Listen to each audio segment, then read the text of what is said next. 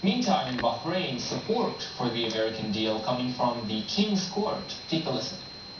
King of Bahrain said to me in the palace back in 2016, he said, "Rabbi, my only guarantee for a strong, moderate Arab voice in the Gulf is a strong Israel." In December 2017, right after President Trump announced moving the embassy from Tel Aviv to Jerusalem, who 2 weeks later sent an interfaith delegation to Jerusalem was the King of Bahrain. At the Israeli parliament, legislation has officially been submitted aimed at granting the prime minister immunity from prosecution. Member of Knesset Miki Zohar, an ally of Benjamin Netanyahu's, sponsored the bill.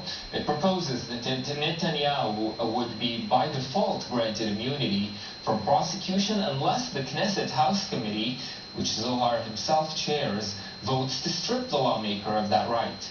Prior to the elections, Netanyahu gave mixed signals when asked whether he would seek to evade prosecution by means of Knesset legislation.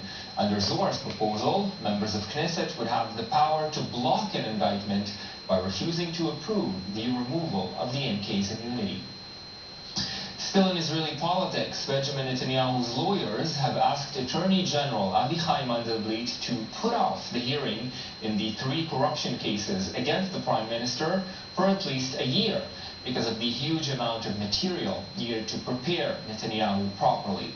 On Sunday, the Permits Committee at the State Controller's Office said it was seeking more information about Netanyahu's assets in Israel and abroad. Mandelblit had asked the lawyers to hold the hearing by July 10th, but is expected to agree to a hearing held by the end of September.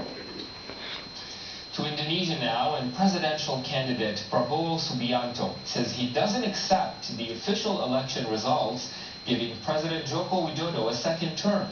Subianto alleged widespread cheating and warned of potential street protests. Widodo won 55.5% of the vote, while Subianto gained 44.5%. More than 192 people were eligible to vote in the elections. Subianto told reporters he would seek to challenge the result. Take a listen.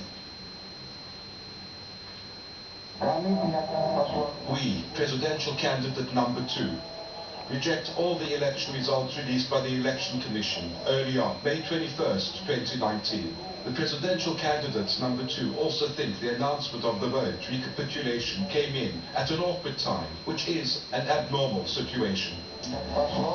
And those are your top stories this hour from the I-24 News Desk. We'll be back in 1 hour's time with the extended edition. Stay tuned.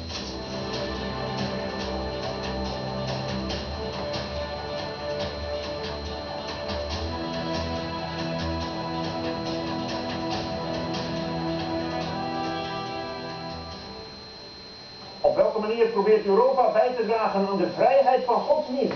Welkom bij Uitgelicht.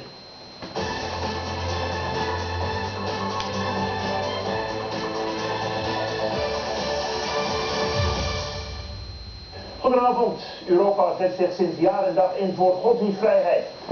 Denk aan een uitvoerige lobby rond de zaak van Asia Bibi. Ondanks dat is er nog maar sinds 2015 een intergroep vrijheid van godsdienst en levensovertuiging actief in dit Europees parlement waar wij vanavond te gast zijn. Hier in onze studio in Straatsburg zit Dennis de Jong, Europarlementariër namens de SP en co-voorzitter van die intergroep. En Branislav Kritek uit Slowakije die zich in het Europees parlement ook inzet voor godsdienstvrijheid. Gentlemen, welcome both here in the studio. Mr. de Jong, you're together with Peter van Dalen, chairman of this intergroup. Why are 2 Dutchmen leading this group?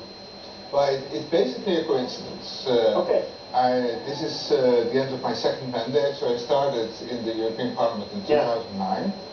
And at that time there was nothing. I mean, there was simply no network or anything on freedom of religion or belief. So I brought together at that time a number of representatives from member states, especially the ministries of foreign affairs. And then what you do in this parliament, you organize an event. So you have a discussion with these people, and then anybody in the European Parliament who is interested can join that event. Yeah, Mr. Schreebeck, you're also a member of that group. How important is it to have such a group here in the European Parliament? I consider this to be a very high importance because even though it might sound normal and accepted, but the freedom of religion is breached in many places outside Europe. But unfortunately, we can also speak about some breaches of the freedom for expression in religion and persuasion within the Europe. So why it is important? Because many people can't defend themselves, and it's so important that people like Dennis de Jong and Mr. Van Dalen, as experienced politicians, created this group and leading it and bringing into the focus the cases where we need to speak for. Mr. de Jong, are you focusing on specific parts of freedom of religion? No, what we are doing is we've said we're doing the external relations of the European Union, so we look at the whole world. But for within the European Union, that's a different story, and we look at the situation outside the world, also what the European Union can do to promote and protect freedom of religion and belief anywhere in the world. And for that reason, we have already, I think, for about 4 years, we publish annual reports where we say, well, this is the type of situation that we face, and unfortunately, in general, the situation has not become better. On the contrary, persecution has increased in the past year. So there is work for your commission. So there's a lot of work for us, but also for the EU itself, and to be active on that international scene. Last April, Open Doors, I think you know the organization, plead that Europe has to do more about persecution of Christians. You agree with it? I agree with, in general, certainly also with what Open Doors is presenting. But as Intergroup, we have said, well, the Christians are one category, but if you look at certain countries, it can also be the Ahmadiyya, it can be the Baha'is. I mean, there are many, many different groups who have been persecuted more intensely in the past. So we are, in that sense, we are very inclusive as an Intergroup. And our report also contains examples, many of Christians, but also of other groups that are persecuted. Mrs. Skripek, you can talk about it, it's good to do that, but isn't it a matter of money to help those people? A matter of money, of course, to some degree, like we need to know, to go to some places to specifically focus on the case, we need money to travel, we need money to arrange everything, but most important is to pick it up and show to the world that there are people who are terribly treated because they express their own faith, or they try to convert from one faith to other. But even I have to add to Mrs. de Jong expressions that also it's freedom for being an unbeliever. And this is something which in Pakistan or in other Muslim countries you can be killed for. Or let's say in some more military countries, not military but countries accepting their religion with violence. But if you proclaim in some Arabic countries you don't want to believe in God, you can be killed. Or you will be killed. Mr. de Jong, 75% of all people persecuted for their faith is Christian. Is that more important than focusing, for example, on Rohingya? I think what Mr. Skripek said is important as well. I mean, many people who have actually left, for example, their Muslim belief, the Islamic belief, you wouldn't see that from the outside because it's too dangerous to make it known. So what we really want to achieve is freedom for everybody. That means that if there is a consistent pattern of persecution of Christians, we focus on that and we organize events around that. But we have also events on, for example, I'm going to do an event in June together with the Humanist Union to see if we have asylum seekers, asylum applications from people who have said, I used to be a believer and I turned from my belief to a humanist belief or an atheist belief. How do we deal with these people in the asylum procedure? It's very difficult to verify if it's sincere or not, and humanist organizations have a certain procedure for that. So we are very broad in that sense, but Christians figure in our annual reports the Rohingya also figure in our report, because we do it country by country and it varies by country. Okay, that's clear. Mr. Skripek, how is the climate of freedom within Europe if we focus on the European countries? So, generally, of course, we claim that we enjoy the freedom of religion and belief. That's right. But also, when it comes to some certain and specified topics, it's so clear that even within the member states of the European Union, there are cases where people cannot accept their free manifestation of their religion or their thoughts or their opinion. And the most visible cases are the cases of pro-life questions when our people, Christian people, working, let's say, in hospitals or in gynecological clinics, they refuse to participate on abortions. Yeah. And we are witnessing the cases where people are fired, or they even are persecuted, or they even are given some problems with law. Yeah. So you say that may not exist within Europe. I am persuaded that freedom of expression guarantees that you express your opinions, and if anybody claims that I'm against killing babies within the womb of a lady, he has to be free, and even if he is a doctor who refuses because he has a right for conscientious objection, to say, I don't want to participate in this. Unfortunately, we see cases in different member states that these people are treated at the courts and are fired or given fines or are simply persecuted. So do you only agree with it? Within Europe, if you focus on Europe? It's a very difficult question, because I studied the freedom of religion or belief for decades, actually, and I published my thesis in the year 2000. Where indeed freedom of conscience for me is a very special freedom, but you can see it in many different examples. If I take, for example, the current discussion on should you have vaccination or not, then the parent would say, according to my belief, I don't want my child to be vaccinated. And we all know the consequences if the child becomes ill or can affect other children. How do we relate to that?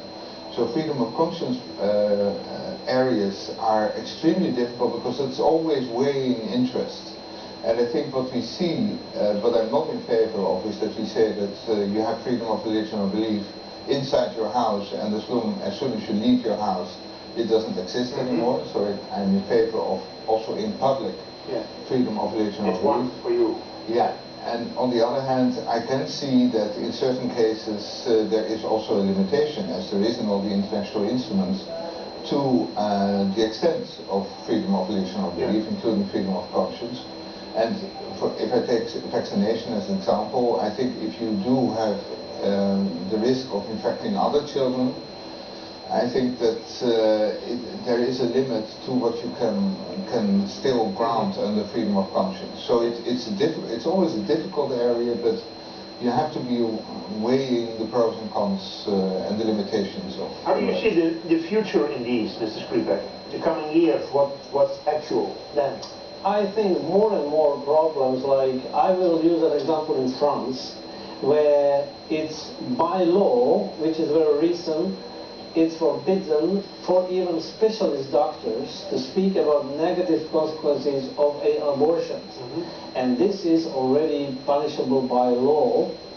And I personally, this is a clear breach of freedom of expression.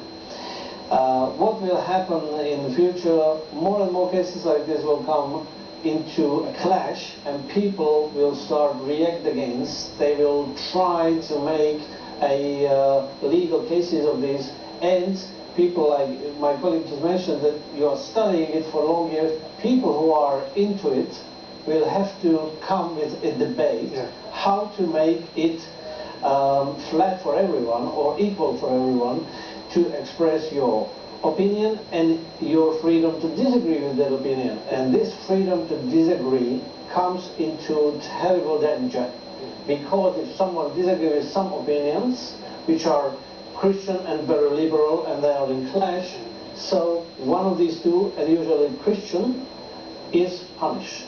So I think this needs to come into much sharper discussion, and we will have to make an equality and freedom real. Okay, Mr. de Jong, they have to do it without you because you're leaving the European Parliament after the elections. Did you reach your goal in this? I think we've come a long way. I mean, our reports, the annual reports, have become better over the years because we have also an academics, group of academics helping us to make it also of some quality. And what we've seen for the first time last year is that I could present a report to the Council, to the working group of the Member States on human rights, external human rights, and this spring, in March, I was invited to present it also in Geneva with the United Nations. So, and it really was very encouraging that you see everybody wants to have that report. So if this can be continued, and it depends really on Peter van Dalen to take it over. And are you running again? Yes, I'm running. I don't know if I'm coming back, but you can run again. Yes. I think it's good that Mr. de Jong is succeeded by another Dutchman? Or from another country? Oh, yeah, I'm really happy that you, as Dutch people, are really taking care and you focus on this. Because Mr. van Dalen, he even organized this delegation to Pakistan to take care of the case of Asia Bibi. She was an imprisoned Christian. I was a member of the delegation, and I really saw so much effort. And in so many other cases, it comes from Holland. And I'm so surprised, and I know your history. You took care of Jewish people being persecuted in history, and you gave them a shelter in your country. And I think this is something which went into a Holland character somewhere inside, and that you bring it up. So I'm very happy for you. And yes, Mr. de Jong, final, a little Holland character here in this European Parliament. Yeah, but I think, to some extent, I can see that we've had a lot of religious troubles in the Netherlands as well, with the Catholics and the Protestants and etc. In our history. In our history, yes. Unfortunately, in the history. So we have some experience, and I think for that we struggle with that. But these days as well, tolerance in matters of religion or belief has been an issue in our country for a long, long time. And maybe that can explain that we do take an interest from all sides, really. And hopefully that can be continued. But if not by a Dutchman, I mean, we're a European Parliament. As long as people are committed, that's the point, isn't it? We'll see. Thank you very much, Mr. de Jong en Mr. Skripek. Dit was uitgelicht voor vandaag. Hartelijk dank voor het kijken hier vanuit onze tijdelijke studio in Straatsburg. Morgen blijven we wel zijn. Dan zijn we weer. Graag tot dan.